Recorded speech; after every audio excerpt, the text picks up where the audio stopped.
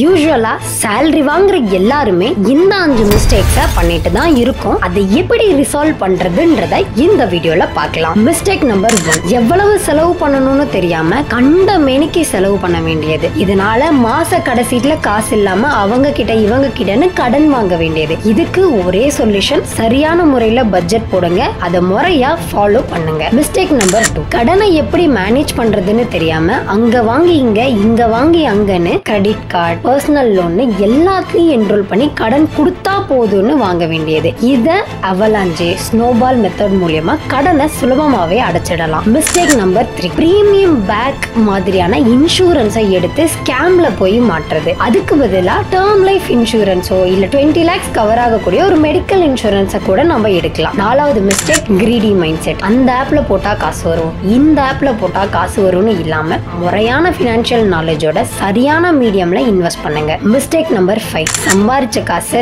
சும்மாவே வச்சிருந்தாலும் அதுவும் மிகப்பெரிய தப்பு தான். இதுக்கு நீங்க கோல்டாவோ இல்ல ஸ்டாக்காவோ மாத்தி வச்சுக்கலாம். இந்த மாதிரி கோல்ட் அண்ட் ஸ்டாக்ஸ் பத்தின அப்டேட்டுக்கு சப்ஸ்கிரைபும் பண்ணிக்கோங்க.